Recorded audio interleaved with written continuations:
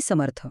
आपल्या आयुष्यात अनेकदा अशी वेळ येते जेव्हा सगळंच बिघडायला लागतं, नाही का? आणि मग आपण सहज म्हणून जातो की देवपरीक्षा पाहतोय. पण ती खरंच स्वामींची परीक्षा आहे की फक्त एक संकट? हे ओळखायचं कसं? चला, आज आपण असे 3 खास संकेत जाणून घेऊया जे आपल्याला सांगतील की आयुष्यातलं हे वादळ ही स्वामींचीच परीक्षा असू शकते. हा प्रश्न बघा, आपल्या सगळ्यांनाच कधी ना कधी छळतो की आयुष्यात हे दुःख, या अडचणी येतातच का? याच एका मूलभूत प्रश्नापासून चला आपण आजच्या विवेचनाला सुरुवात करूया. एक गोष्ट कायम लक्षात ठेवा, ही परीक्षा म्हणजे काही शिक्षा नाहीये, उलट तो एक सन्मान आहे. हे वाक्य आपल्याला काय सांगतं? तर स्वामी फक्त त्यांचीच परीक्षा घेतात ज्यांच्यावर त्यांचा पूर्ण विश्वास असतो. विश्वास की ते कितीही कठीण परिस्थितीत भक्तीचा मार्ग सोडणार नाहीत. म्हणजे खरं तर संकट हे तुमची श्रद्धा सिद्ध करण्याची एक संधी आहे. तर आपण सगळ्यात आधी हे समजून घेऊ की स्वामी मुळात परीक्षा घेतातच का?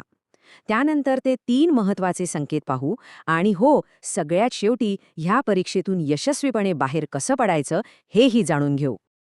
तर पहिला आणि सगळ्यात महत्वाचा प्रश्न, स्वामी परीक्षा का घेतात? आणि गंमत म्हणजे स्वामी प्रत्येकाची परीक्षा घेत नाहीत. नाही, ते फक्त त्यांनाच निवडतात ज्यांच्याबद्दल त्यांना खात्री असते की हा भक्त कितीही मोठं वादळ आलं तरी टिकून राहील. तुमची श्रद्धा नेमकी किती मजबूत आहे हेच ते पाहत असतात. चला तर मग बघूया पहिला संकेत. हा तो काळ असतो जेव्हा आयुष्यातल्या अडचणी कमी होण्याऐवजी सतत सतत वाढतच जातात आणि सगळीकडून फक्त निराशाच आपल्या पदरी पडते. ही ती अवस्था आहे जेव्हा आपण आपले 100% प्रयत्न करतो, पण प्रत्येक दरवाजा आपल्या तोंडावर अक्षरशः बंद होतो. जेव्हा असं वाटतं की आता सगळे रस्ते संपलेत आणि मनात फक्त एकच प्रश्न घुमत राहतो, आता पुढे काय? ही परिस्थिती म्हणजे परीक्षेचा पहिला अगदी स्पष्ट संकेत. पण थांबा, यामागे खूप सुंदर उद्देश आहे. सोनं जसं आगीत तापल्यावर शुद्ध होतं किंवा हिऱ्यावर पैलू पाडल्यावरच तो अधिक चमकतो, अगदी तसंच हे संकट तुम्हाला आतून अधिक मजबूत आणि शुद्ध बनवत असतं.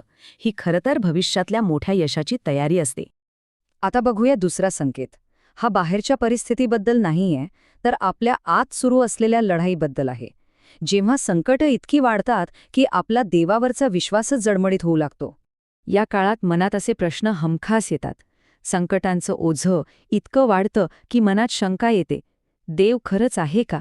आणि तो जर असेल तर हे सगळं फक्त माझ्याच बाबतीत का घडतंय? अशा वेळी थेट आपल्या विश्वासालाच आव्हान दिलं जातं. आणि इथेच खरी कसोटी असते. जेव्हा मन डगमगतं तेव्हा आपल्यासमोर 2 रस्ते असतात. एक जिथे आपण आपली श्रद्धा गमावून बसतो, म्हणजे परीक्षेत अपयश, आणि दुसरा मार्ग जिथे आपण धीर धरून टिकून राहतो, या विश्वासाने की स्वामी जे काही करतात आहेत ते आपल्या चांगल्यासाठीच आहे. हाच मार्ग आपल्याला यशाकडे घेऊन जातो. तिसरा संकेत तर सगळ्यात सूक्ष्म आहे. ही तुमच्या सहनशक्तीची नाही, तर तुमच्या हृदयाच्या मोठेपणाची परीक्षा आहे. जेव्हा आपल्याकडे स्वतःसाठी कमी असतं, तेव्हा आपण इतरांसाठी किती देतो हे इथे पाहिलं जातं. ही परीक्षा कशी समोर येते माहितीये? अनेकदा असं होतं की आपण जेवायला बसलेलो असतो आणि अगदी त्याच वेळी दारात कोणीतरी गरजू व्यक्ती येते, किंवा एखादा भिकारी, किंवा एखादं मुकं जनावर.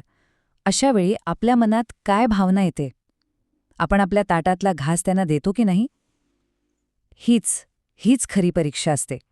आणि यामागे खूप खोल विचार आहे. असं मानलं जातं की त्या गरजू व्यक्तीच्या किंवा त्या मुक्या जनावराच्या रूपात स्वतः स्वामीच आपलं हृदय पारखायला आलेले असतात. म्हणून नेहमी लक्षात ठेवा, गरजूंची सेवा हीच खऱ्या अर्थाने स्वामींची सेवा आहे.